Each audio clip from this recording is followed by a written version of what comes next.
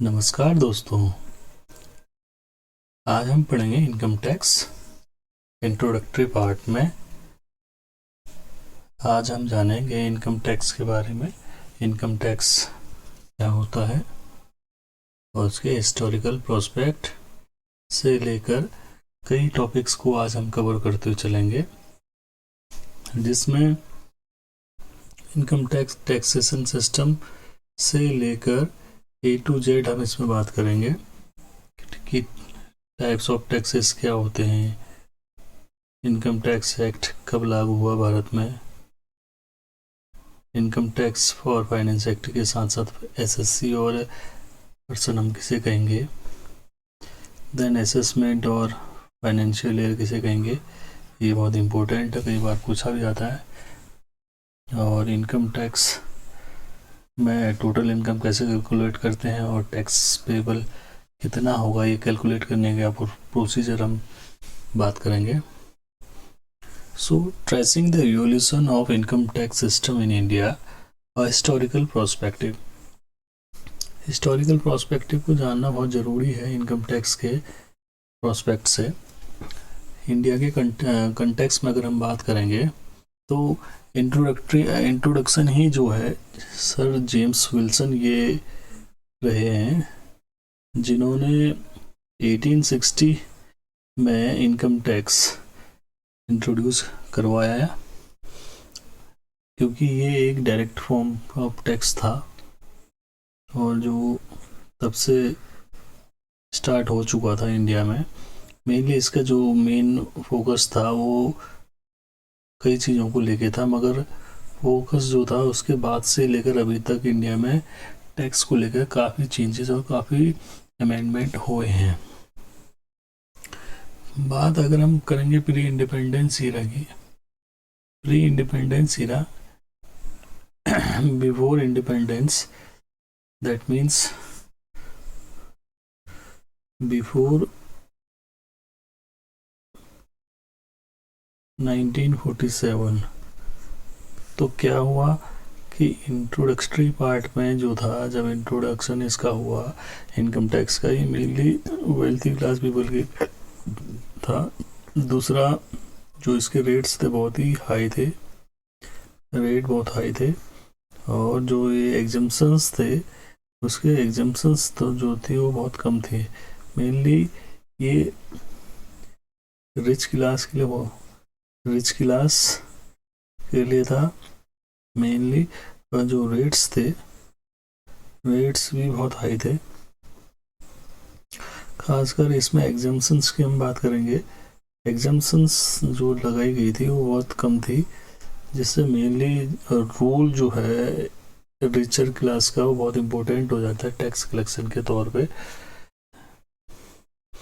After independence, post independence era के बारे में बात करेंगे तो ये एक सोशल टूल की तरह काम करने लगी है, जो सोशल जस्टिस के काम को लेकर बात करते थे हम, जिसमें रेट्स जो थे गवर्नमेंट ने कम कर दिए और एग्जम्पशंस जो थी वो गवर्नमेंट ने बढ़ा दी। इसमें खासकर जो इसका पैसा यूज किया जाता था वो सोशल वेलफेयर को लेके होता था। सोशल वेलफेयर प्रोग्राम्स जितने भी इंडिया में कराए जाते थे, सोशल वेलफेयर को लेके जितने भी प्रोग्राम होते थे, it might be anything else, जो कुछ भी हो सकता है, गवर्नमेंट एक एक करके उसके ऊपर फोकस करने लगी, जो बाद में एक अच्छा फ्रूटफुल रिजल्ट आया उसका।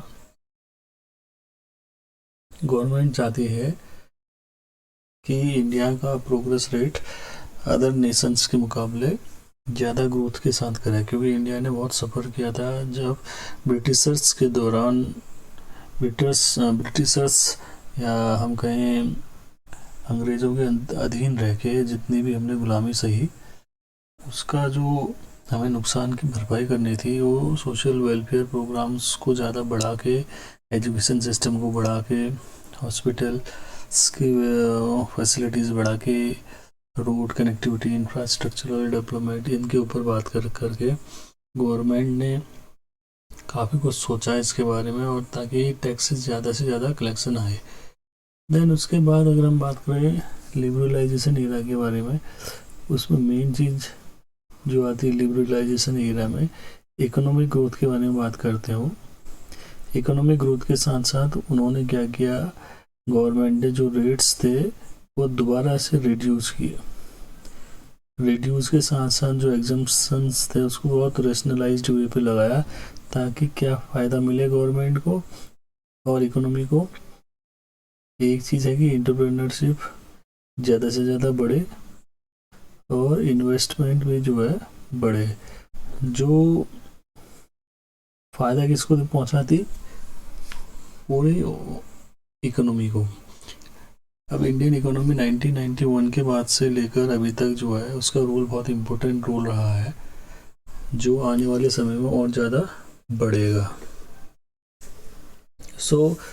अब बात करते हैं टैक्स स्ट्रक्चर इन इंडिया के बारे में, कि भाई इंडिया का टैक्स स्ट्रक्चर क्या है। Cracking the codes, demystifying India's tax structure. Firstly we know that, अगर हम जाने कि भाई टैक्स है क्या, इसको जाने बिना तो हमें कुछ आएगा ही नहीं।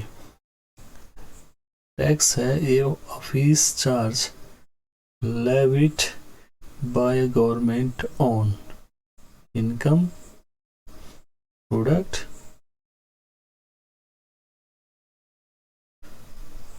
And activities. 3 चीज़ों पे गवर्नमेंट टैक्स लेवी करती है। मेनली हम बात कर रहे हैं टैक्स का मतलब क्या है। ये किसी भी फॉर्म का टैक्स हो सकता है, डायरेक्ट और इनडायरेक्ट। अभी हम यहाँ पर जो है टैक्स के बारे में बात कर रहे हैं। टैक्स जो है दो प्रकार से इंडिया में लेविट किया जाता है, उसको हम डिटेल में जानेंगे आगे।